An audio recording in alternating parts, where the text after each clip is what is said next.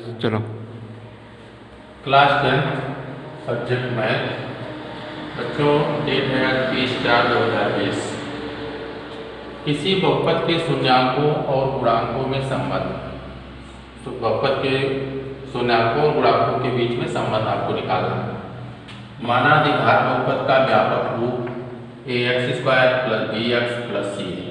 कोई द्विघात बहुपद है। द्विघात बहुपद का अर्थ हुआ कि जिसके घात अधिकतम घात 2 है, जिसके शून्याङ्क अल्फा और बीटा है। क्योंकि किसी भी बहुपद की घात 2 है तो उसके शून्याङ्क भी 2 होंगे। जैसे इसके लिए सूत्र है शून्यकों का योग इक्वल होता है -x का गुणांक बटे x² का गुणांक। हमने शून्याङ्कों को अल्फा और बीटा माना है। 2 शून्याङ्क है तो शून्याङ्कों का योग दिया है, यानी कि अल्फा प्लस बीटा का योग इक्वल माइनस लगा देंगे x का गुणांक। तो x का गुणांक यानी x में किस अक्षर से गुणा हुआ है, यानी किस गिनती से गुणा हुआ है। तो x में गुणा हुआ है b से, तो x का गुणांक b हो जाएगा बटे x² का गुणांक। x² में किस संख्या से गुणा किया गया है, तो वो संख्या है ये, तो x² का गुणांक हम लिख देंगे ये। तो इस तरीके से सूत्र हो जाएगा alpha plus beta equal -b/, ये हो जाएगा। अब हम दूसरे सूत्र में शून्यकों का गुणनफल ज्ञात करेंगे। तो शून्यकों का गुणनफल इक्वल होता है अचर पद बटे x² का गुणांक। अचर पद ऐसा पद जिसमें कि चर राशियां नहीं होती हैं, केवल अंक होते हैं, यानी केवल गिनती होती है, तो वो अचर पद है आपका c। तो अचर पद c लिख देंगे। x² का गुणांक x² में किस अंक से गुणा हुआ है, तो वो है ये, तो x² का गुणांक हम ये लिख देंगे। तो शून्यकों का गुणनफल का सूत्र हो जाएगा अल्फा × बीटा इक्वल c/, ये हो जाएगा। अब आप प्रश्नावली 2.1 पढ़ चुके हैं, प्रश्नावली 2.2 देखिए। इसमें प्रश्न नंबर 1 में पूछा गया है द्विघात बहुपद x² - 2x - 8 के शून्याङ्क ज्ञात कीजिए और शून्याङ्कों तथा गुणांकों के बीच में के संबंध की सत्यता की जांच कीजिए। तो इसका शून्याङ्क हम कैसे निकालेंगे? देखिए क्वेश्चन दिया है x² - 2x - 8।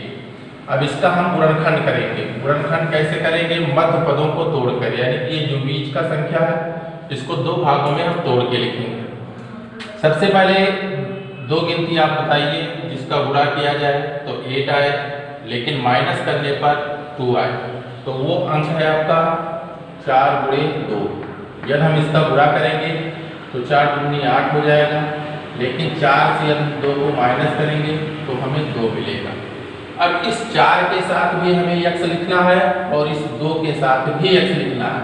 लिखना इस तरीके से है कि हमें -2x मिल जाए, तो हम लिखेंगे क्या, x² - 4x + 2x - 8। इसको इस तरीके लिखा गया है। -4x से 2x माइनस करेंगे तो -2x मिल जाएगा। यदि आपने गलती से यहाँ माइनस लगा दिया तो यह -4x और -2x -6x हो जाएंगे। मान लीजिए गलती से आपने यहाँ प्लस लगा दिया तो और यहाँ माइनस कर दिया तो ये +2x आएगा, तो गलत हो जाएगा। हमें इस तरीके लिखना है कि -2x आएगा। अब यहाँ पर 2 का समूह बनाएंगे। इसमें आपको देखना है कॉमन क्या है, तो कॉमन x है, तो यहाँ x बचेगा माइनस, यहाँ एक ही x है तो ये कट जाएगा, केवल बचेगा 4 प्लस यहाँ पर छोटी से छोटी गिनती बताओ जिससे दोनों गिनतियाँ कट रही हों, यानी कॉमन क्या है 2, तो यहाँ हो जाएगा x - 2 का टेबल 4 बार पढ़ेंगे तो 8 आ जाएगा। अब ये ब्रैकेट्स और ये ब्रैकेट्स सेम है, इसका मतलब क्वेश्चन हमारा सही है। x - 4 एक ब्रैकेट में लिख देंगे, ब्रैकेट के बाहर जो लिखा हुआ है इसको एक ब्रैकेट में लिख देंगे। अब हमें शून्याङ्क ज्ञात करना है तो इसके इक्वल हम 0 लिख देंगे। यहाँ देखिए x - 4, पहले इसके इक्वल 0 लिख दो तो x = 4 हो जाएगा। अब आप दूसरे ब्रैकेट यानी x + 2 = 0 लिख दो तो x = -2 हो जाएगा, क्योंकि ये +2 है बराबर के उधर जाएगा तो -2 हो जाएगा। यहाँ -4 था बराबर के उधर गया तो +4 हो गया। तो इस तरीके से हम देख रहे हैं कि इस द्विघात बहुपद के 2 शून्याङ्क मिले। 2 शून्याङ्क अल्फा = 4 और बीटा = -2 है। अब दूसरा प्रश्न इसमें पूछा है कि शून्यकों तथा गुणांकों के बीच के संबंध की सत्यता की जांच कीजिए। आप लिखेंगे सत्यता की जांच। सत्यता की जांच। सत्यता की जांच कैसे करेंगे? जो सूत्र आपको बताया गया है उस सूत्र को फॉलो कीजिए। शून्यकों का योग यानी शून्यकों का योग इक्वल होता है माइनस एक्स का गुणांक बटे एक्स स्क्वायर का गुणांक।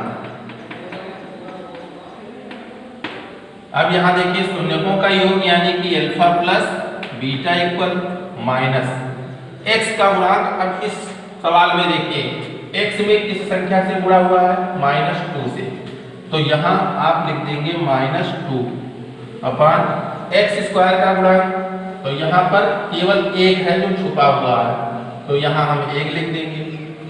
अल्फा का मान कितना आपका आया है? अल्फा का मान आपका आया है 4, तो 4 लिख दीजिए। और प्लस बीटा का मान -2 आया है, तो -2 लिख दो इक्वल। यहाँ देखिए ये माइनस है और ये भी माइनस, तो माइनस माइनस का गुणा होगा यानी प्लस हो जाएगा +2 और बटे 1, तो बटे 1 का कोई मतलब नहीं है यानी कि ये 2 हो जाएगा। आप चाहो तो बटे 1 लिख दो इस लाइन में। 4 से 2 माइनस हो जाएगा, तो यहाँ बचेगा 2 इक्वल हो जाएगा 2 यानी LHS इक्वल हो गया RHS। दोनों साइड बराबर आ रहे हैं, इसका मतलब हुआ हमारा उत्तर सही है। ये सही है आपका। अब अगर आप चाहें तो गुणनफल की तरीके से भी आप सत्यता की जांच कर लें। आप लिख सकते हैं शून्यकों का गुणनफल। अब मैं भाषा नहीं लिख रहा हूं। शून्यकों का गुणनफल का सूत्र होता है अचर पद बटे एक्स स्क्वायर का गुणांक यानी अल्फा इंटू बीटा इक्वल होता है सी बटे ये। तो यहाँ हम लिख देंगे सी बटे ये हो जाएगा अल्फा इंटू बीटा। तो सी के स्थान पे कितना लिखेंगे? यहाँ आप देखेंगे यहाँ ए की वैल्यू 1 है, बी की वैल्यू -2 और सी की वैल्यू है -8। तो यहाँ आप लिख दीजिए -8 और बटे ये के स्थान पे 1। अल्फा का मान आपने कितना निकाला था? ये 4 था। गुणे बीटा का मान आपका कितना था?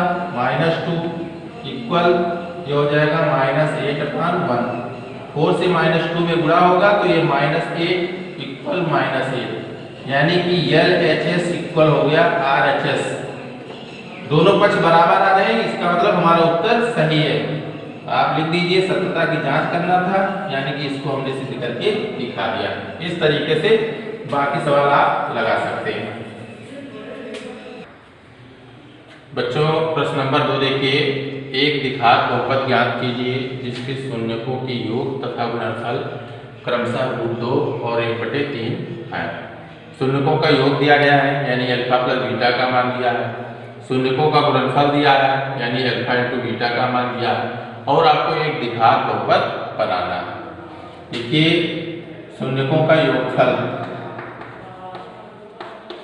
शून्यकों का योगफल ये आपका हो गया √2 यानी कि अल्फा प्लस बीटा, इसका मान हो गया √2। ये हो गया, इसको फर्स्ट लिख सकते हो। देखिए फिर दिया गया है शून्यकों का गुणनफल। शून्यकों का गुणनफल बराबर दिया गया है 1/3। 1/3 का मतलब क्या हुआ? गुणनफल यानी अल्फा इंटू बीटा बराबर 1/3। ये गुणनफल हो गया। अब आपको योगफल दिया है, गुणनफल दिया गया है, आपको क्या बनाना है? द्विघात बहुपद। तो आप लिखेंगे बी नो तय। हम जानते हैं कि द्विघात बहुपद, द्विघात बहुपद का सूत्र क्या होगा? x² माइनस शून्यकों का योगफल, शून्यकों का योगफल इंटू x और प्लस शून्यकों का गुणनफल इक्वल 0 ये होता है, यानी कि एक्स स्क्वायर माइनस शून्यकों का योगफल अल्फा प्लस बीटा, ब्रैकेट के बाहर यक्स है तो यक्स लिख लीजिए, प्लस शून्यकों का गुणनफल यानी कि अल्फा इंटू बीटा बराबर 0। अब आप केवल ये सूत्र भी लिख सकते हो या केवल ये, हमने दोनों लिख करके आपको बता दिया है। आप देखिए यहाँ पर x square minus alpha plus beta का मान कितना दिया गया है, √2, तो ये √2 हो जाएगा। अब इंटू कितना हो जाएगा x, plus alpha into beta का मान कितना दिया है, तो इसका मान दिया है 1/3 इक्वल 0।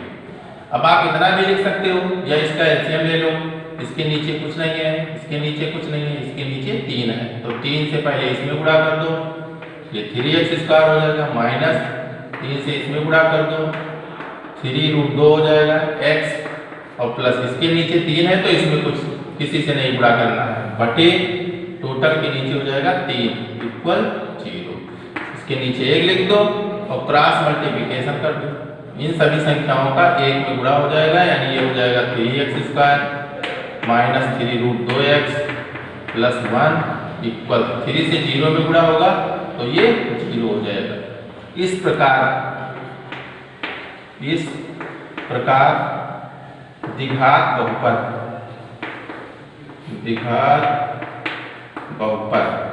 अब द्विघात बहुपद यदि हमें लिखना है तो हम 0 नहीं लिखते हैं, डायरेक्ट ऐसे लिख देते हैं 3x² माइनस ये हो जाएगा 3√2x और प्लस 1, ये आपका आंसर हो जाएगा। पार्ट दिए गए हैं, जैसे एक पार्ट में बता दिया और इसमें 6 पार्ट दिए गए हैं, बाकी सवाल आप स्वयं लगाएंगे। यदि कोई सवाल नहीं लगा पाते हैं तो उसको बताइएगा, फिर उसको बाद में बता दिया जाएगा।